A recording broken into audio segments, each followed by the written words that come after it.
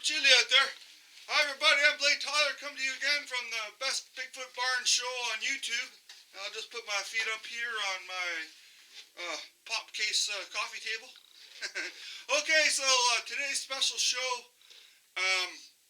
60 years ago, this February 1st, the Dyatlov Pass incident happened. 9 hikers died under suspicious circumstances, mysterious circumstances. I picked up Doroshenko's book, Dead Mountain here. I added, this is my new feature to the Bigfoot Barn Show. I added some books. Some people said the books would warm up the place. I don't feel any warmer having the books here. Anyway, a good book. I'll put that there on the fireplace. Basically, what happened, and I'm going to go do a reenactment in the field, was that these hikers went on this big journey to this mountain, Dead Mountain, in the Urals of Russia, and on the night of February 1st, and between 1st and 2nd of 59, they all left the tent into the freezing -26 cold and the wind chill of the Ural Mountains. So, what's strange is why would they leave the tent undressed, like in the shirts and socks and no boots, in such a hurry? And then they all perished in the woods, 6 from hypothermia and 3 from really strange injuries. And injuries that one of the forensic doctors compared to as a terrible car crash kind of force. So let's get to that, and let's go to the Ural Mountains right now.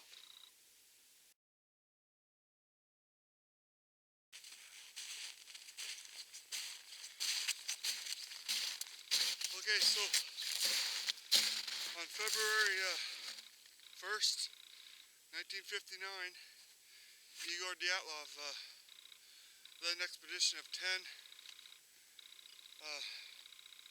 university students, 9 university students and 1 volunteer, an older guy, 38 and 39 years old. I'll give you his name later. 1 guy dropped out, I think his name is Yuri. I'll get the names all correct later. They're heading into the Urals to get their level 3 ski hiking credentials so that they could have host their own expeditions. They're all part of a group in university. Just a little mock for reenactment here. Tent set up. What happened was the group went into the Urals of Russia. I'll give you the location. They started off taking pictures of themselves, the townspeople, you know, the mountains of the Urals. And then as the trip progressed, they started taking more and more pictures of the woods. And the less and less playful pictures. And yeah, there is a kind of a playful hoax picture of a stocky guy or whatever standing on the trail, but you can see old ski tracks. So, but people use that to do like mockumentaries of the Yeti killer and all that stuff. But here's the thing, I mean, because I seen that picture, I didn't put it together with the Yeti. But then Doroshenko wrote a book, Dead Mountain, and he said infrasound from the wind generated, which, alright, he didn't provide any evidence of that, just a hypothesis from a scientist, I guess, he talked to over at NOAA. He said that it's possible, I guess, but the infrasound thing kind of rang home for me because of my experiences with Canadian Sasquatch, and particularly winter experiences. Their last night alive, February 1st, sometime that night between the 1st and the 2nd, they all panicked, left the tent, ran into the trees, and I guess 6 of the 9 died of hypothermia in various locations. 3 of them had brutal injuries. And I'll get more into that. But here's what I think happened. And they were hiking along, started camping in Yeti territory, and then they started getting spooked by Yeti. Menk, M-E-N-K, local name for them, which the area has a bad reputation. Supposedly 9 Mansi hunters all got killed or disappeared or something, or were killed in the area. Or years before, generations before. Wasn't recorded because it's just local tribe lore, right? But here's the thing, I think that they were hiking along, encountered Yeti in the woods, and I'm going to show you the woods here. They started getting really spooked, started taking more and more pictures. They're kind of trying to be jovial about it, and oh, now we know the snowman exists, and started documenting it a little bit. And just like they started documenting other stuff that was happening in real time, like a romance between a couple of the expedition members, a female, there's 2 females, and 7 guys that were all on this trip. But here they are treating it in the same light as a real life romance between a couple of the members. And I think they were getting spooked by the Yeti, and they started taking more and more pictures of the woods, right up to the last night that they were alive. And then something very drastically happened, and something terrifying scared them out of their tent. Very experienced hiker, mountaineer type people, in early 20s, except for the one. They left, they cut their way out of their tent. First there's cuts from looking out, and then they ran into the woods. And that's where they all died. They ran down the hill, and they all died that night. And I've been out. It was minus 25, 26 last week in Ontario. And I'd go outside. I just wanted to, normally I throw a jacket on, but I'd just go outside in a shirt to, put the bird feed out, or to go get the newspaper or something like that from the driveway. Guys just throw it. And it's so cold, it hurts, like right away. And they were in the Ural Mountains with the wind chill factor. It would have been like minus 50 for those people. And then they were tough conditioned. And something I wanted to talk about. I used to work ski hills, so I'm used to cold weather and the winds. Ontario and out in BC and that, I used to go out in the mountains. And you get the best suntan / sunburn ever in the winter. Sun reflects off the snow, because there was something was noted about the color of their skin. And I think that's from sunburn, and then maybe frostbite, and then when their cells were decaying, they got a funny orange-yellow appearance to their skin. But I'm going to get into more of the facts of this case. So what happened was, they were in their tent. Someone, let me just adjust this for a second.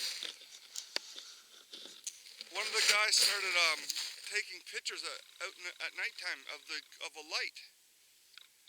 And here's the thing: 2 other groups, or at least 2 other parties. I think there was another hiking group. Not this exact same area, but nearby.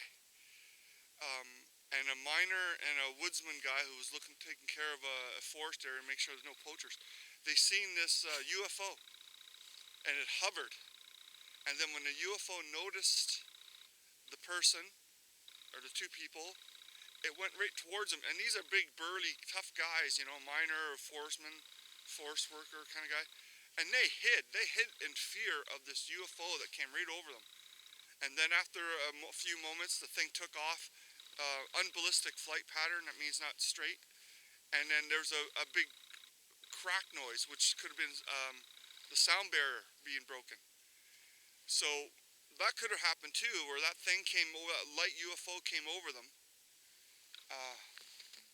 Because there's a strange picture of one at night, One of it's just the camera, but over on this side there's orbs or lights, and there's orbs been associated with Sasquatch sightings at night.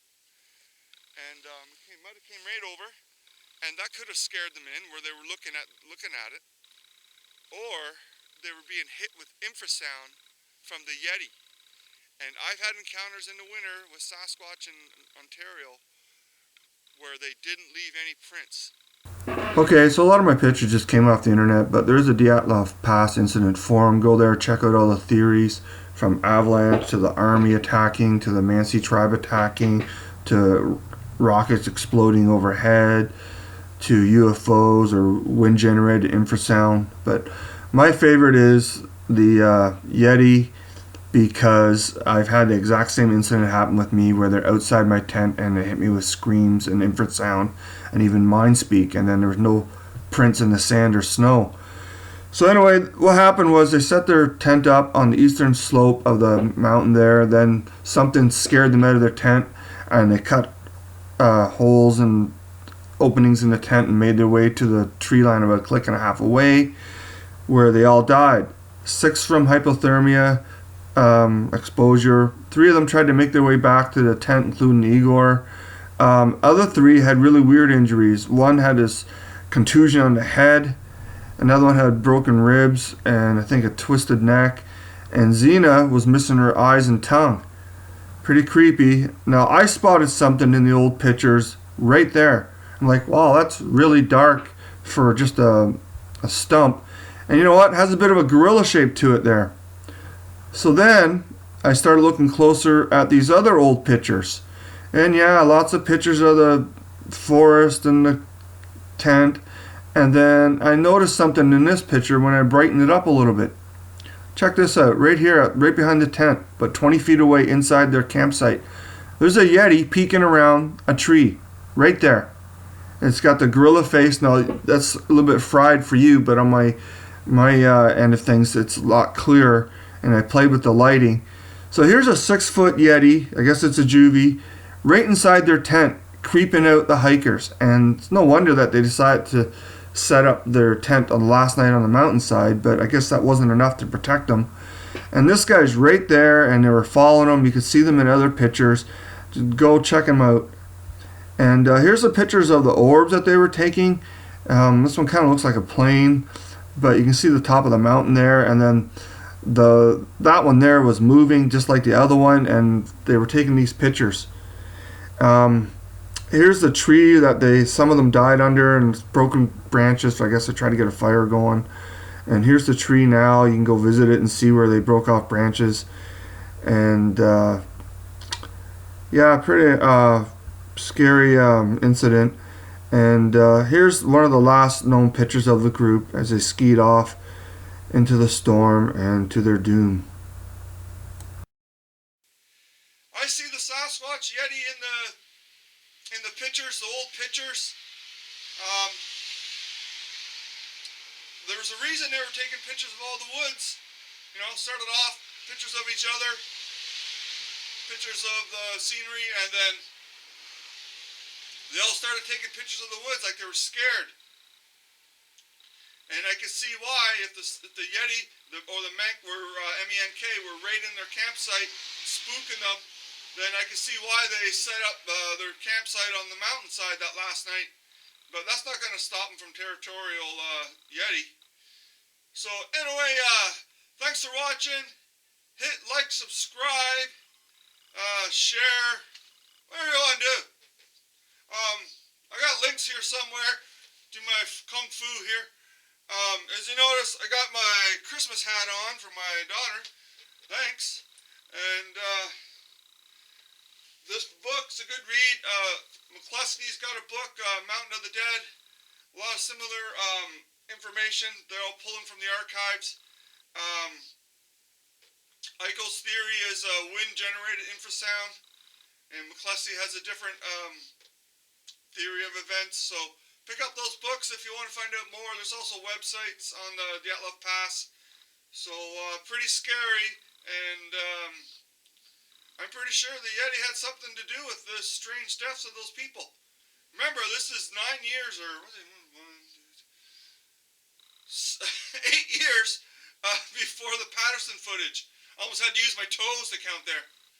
They're frozen, so I can't use those. They're all stuck together. So anyway, thanks for watching, and I'll see you next time on the Bigfoot Barn Show.